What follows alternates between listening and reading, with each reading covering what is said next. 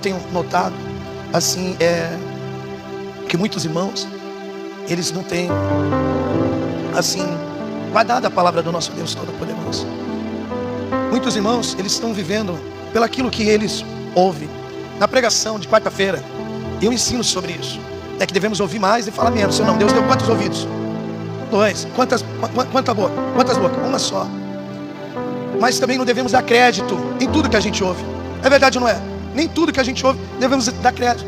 E muitas pessoas têm dado crédito e não têm meditado nas Escrituras para ver se aquilo que foi ensinado para ela ou para ele condiz mesmo com as Escrituras. Esse tempo veio uma moça, uma mulher aqui, eu já conheço ela, mas ela não congrega nessa igreja, ela é católica, e ela veio conversar comigo. E ela falou assim: ah, pastor, eu tenho o costume já de, antes de sair, o que eu aprendi, não sei se o senhor já foi católico, mas eu já tenho esse costume, antes de sair eu tenho que me benzer. E além disso eu não posso sair de jejum, eu tenho que pegar um pouquinho de sal e molhar a língua ali. Eu falei para ela, falei assim: ó, eu já fui católico, né? Mas esse do sal eu não sabia. E por mais que eu falasse para ela que esse negócio de sal na pontinha da língua não tem nada a ver, ela não queria saber. Ela construiu isso dentro do coração dela. Assim também muitos cristãos. De manhã cedo eu mencionei que eu fui na casa de um irmão, de uma irmã. Estava até aqui na reunião da manhã, a irmã, eu só não citei o nome. Ela me chamou: pastor, vem aqui em casa. Eu fui. E eu estou lá assim junto com os irmãos, tomando café. De repente chegou uns parentes dela, sem ela saber. Chegou, tudo bom? Aí eles apresentaram: esse aqui é o pastor da igreja. E tinha um parente dela lá, não sei se é irmão, o que é. Se é dela, se é do esposo. Ele me olhou assim, ele falou: ah, eu gosto de colocar pastor à prova. E eu falei assim: eu gosto de ser colocado à prova, meu irmão.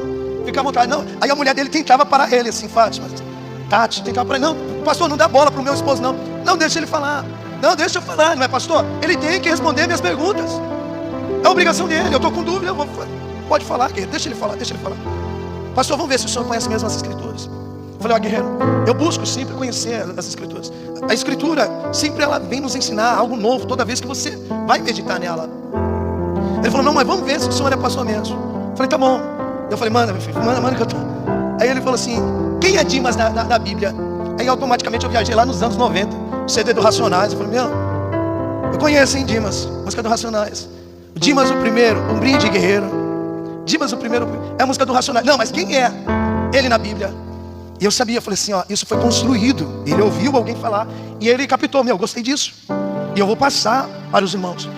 E eu falei assim: guerreiro, você não está pensando que esse Dimas, que o Racionais, ele cita numa canção deles ali, seja aquele rapaz da cruz. Você não está pensando que é ele. É verdade ou não é? Aí ele falou assim: é ele mesmo, pastor. Eu falei: não, não é. Não conhece nada de Bíblia. É ele sim. Eu falei assim: olha, guerreiro, isso foi construído através de você ouvir, mas você não foi pesquisar. Mas hoje eu vou quebrar isso. Vamos aqui, vamos meditar aqui, vamos abrir a palavra, vamos abrir os 3 evangelhos, os 4 evangelhos, tanto de Mateus, como de Marcos, como de Lucas, de João. Vamos ver, achar o nome dele aí. E eu mostrei para ele que não tinha o nome dele. Assim também é, meus irmãos. Muitas pessoas vivem de algo que ouviu, que não condiz com a palavra de Deus. Ontem eu estava no monte e o rapaz assim, lá, assim, junto com o pastor Gilberto. O pastor Gilberto só estava ouvindo. Mas olha o que o rapaz falou assim: esses crentes, e eu de canto, ele não sabia qual era pastor.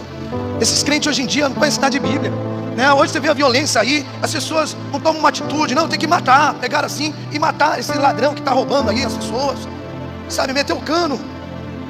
E eu falei assim: olha, guerreiro. Aí ele mencionou: não, Davi era assim, quando o inimigo se levantava, o que ele fazia? Ele arrancava até os dentes. Eu falei assim: olha, guerreiro, isso é o Antigo Testamento. O Novo Testamento já não.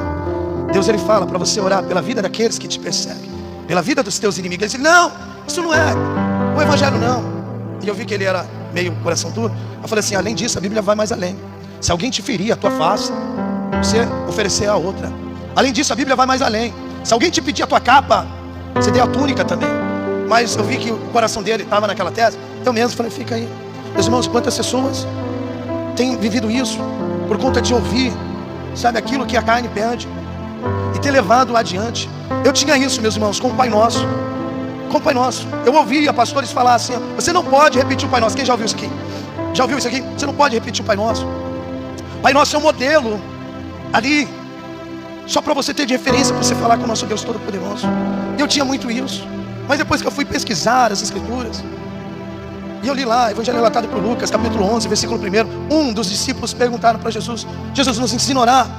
como João também ensinou seus discípulos, Jesus Cristo vai dizer: quando vocês forem orarem, orarás assim: Pai nosso que estais no céu, santificado seja o teu nome, que venha o teu reino e seja feita a tua vontade. O pão nosso de cada dia nos dai hoje, perdoai as nossas dívidas, assim como nós perdoamos os nossos devedores, e não nos deixeis cair em tentação, mas livrai-nos de todo mal. Amém.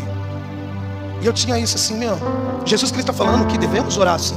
Como assim, pastores falam que eu não posso repetir o Pai Nosso? Aí eu percebi que eles usavam o texto relatado por Mateus, capítulo 6, no versículo 7. Quando orares, não useis de vãs repetições como fazem os gentios. Eles tinham isso, ficar repetindo o Pai Nosso, ali é só uma oração moderna. Mas, meus irmãos, eu quero quebrar isso no coração dos irmãos. Pai Nosso, você pode orar repetindo ali, conforme o ensinamento do nosso Deus Todo-Poderoso. A única coisa que não pode é você orar sem saber o significado do Pai Nosso. Por isso que Jesus Cristo falou assim: quando orares, não useis de vãs repetições como fazem os gentios. Porque o gentio, ele tem o costume de entrar no automático. Ele ora sem saber o significado ali do Pai Nosso.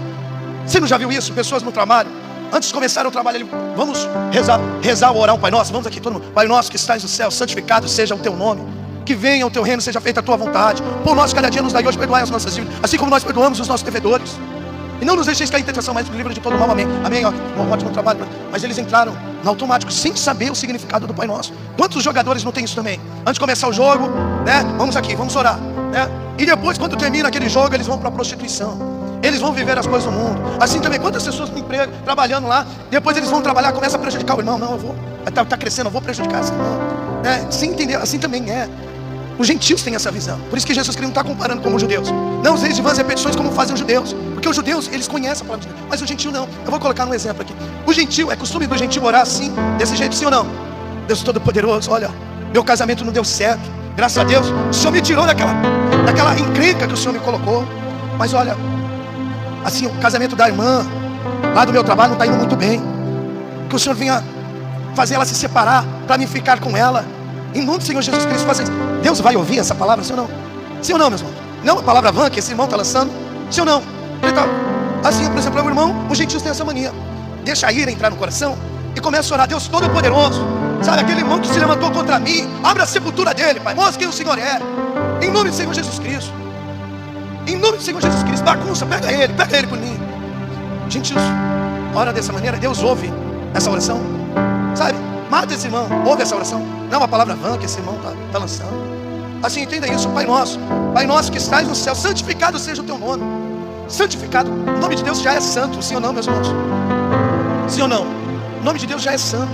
Mas quando você fala assim, santificado seja o teu nome, o nome de Deus é santificado através do seu testemunho.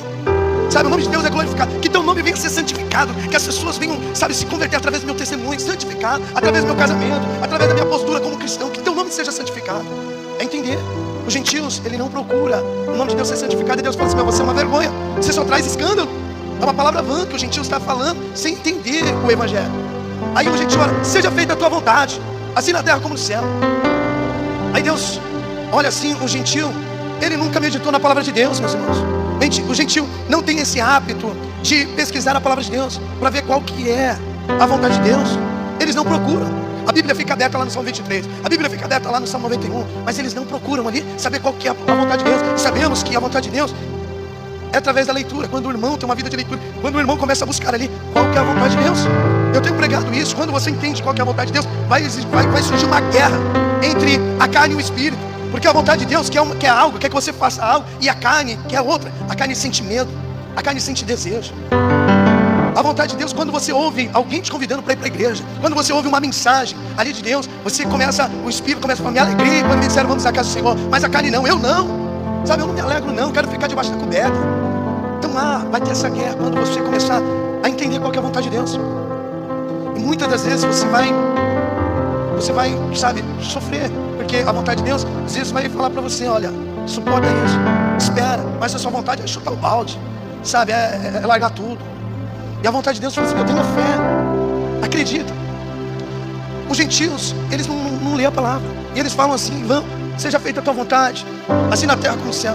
Deus vai falar: meu, você está lançando uma palavra vã, você entrou no automático, você ora sem saber o significado da oração. Aí os gentios também têm isso aqui, ó: o pão nosso cada dia nos dai hoje. Os gentios não sabem o significado disso. Sabe o significado quando você fala pão nosso cada dia nos dai hoje? O significado só desse versículo, é você agradecendo: Pai, obrigado por esse arroz, só esse arroz, Pai. Graças eu te dou, Pai. Graças eu te dou, né? O irmão que entende, assim, o pão nosso cada dia nos dá, ele dá graça o tempo todo, meus irmãos. O tempo todo. Olha, eu vi uma ilustração, e eu passo assim para os irmãos, que um homem rico, muito rico mesmo, ele andando na sua casa, vendo ali, sabe, aquela casa grandiosa, muito valiosa. Ele foi na varanda, ele andava na casa agradecendo: graças eu te dou, Pai, por essa casa, pelo que o Senhor tem feito na minha vida, graças eu te dou. Ele vai até a varanda e ele vê um homem mexendo no lixo, e ele agradece a Deus: graças eu te dou, né, pelo Senhor ter me abençoado, né, para mim não estar passando aquilo que esse irmão está passando, essa dificuldade. Eu te agradeço, né, pelas bênçãos que o Senhor tem derramado pela minha vida. Aquele rapaz que estava lá mexendo no lixo, ele está lá, de repente passa uma ambulância com alguém dentro daquela ambulância, ferida, doente. Ele olha assim, ele acompanha aquela ambulância: eu tô rouco, eu não consigo mais fazer né? E ela passa. O que ele faz? Graças te dou, Pai. Graças te dou. Ele está mexendo. Graças eu te dou, por o Senhor ter me abençoado. Graças te dou. Graças te dou, o Senhor ter me abençoado com a saúde. Graças te dou, sabe, essas bênçãos que o Senhor tem me dado. Esse rapaz que estava na ambulância, quando levam ele até mesmo num quarto ali, ele se depara com um outro rapaz que tinha acabado de entrar em óbito, morreu. Ele vai e agradece: Pai, graças te dou, Pai, sabe, pelo livramento que o Senhor me deu. Assim é, meus irmãos, o significado, Pai, você pode repetir, mas você precisa entender o poder que Ele tem. Quando você entende, quando você começa a viver Ele. Assim também é: perdoa as nossas dívidas, Pai, do mesmo modo que nós perdoamos aquele que nos tem ofendido. Você vê que os gentios, eles oram no automático, mas não sabem perdoar ninguém. Eles pedem perdão para Deus, mas eles não sabem perdoar. Sabe por quê? Porque eles não conhecem as Escrituras. Eles não conhecem o que Cristo fez por eles, e eles acham que é difícil perdoar outras pessoas. Se você para analisar, quem mais erra na vida? É você ou essa pessoa? É você perante Deus, ou essa pessoa com você? Se para analisar, nós erramos, meus irmãos. Assim, desde na hora que a gente abre os olhos, às vezes até dormindo a gente está errando, sonhando coisas negativas, pecaminosas, e Deus tem nos perdoado. Então uma pessoa que não conhece as Escrituras, ela lança a palavra vã: perdoa as nossas dívidas, assim como nós perdoamos os nossos devedores. Deus vai falar assim: você é hipócrita, você não sabe perdoar ninguém. Você não sabe perdoar ninguém. Então, o poder da oração: não nos deixeis cair em tentação. Eu preguei sexta-feira, o inimigo, ele vai tentar você, mas através da oração, Deus, ele te fortalece. Não nos deixa cair na tentação, Pai, do inimigo.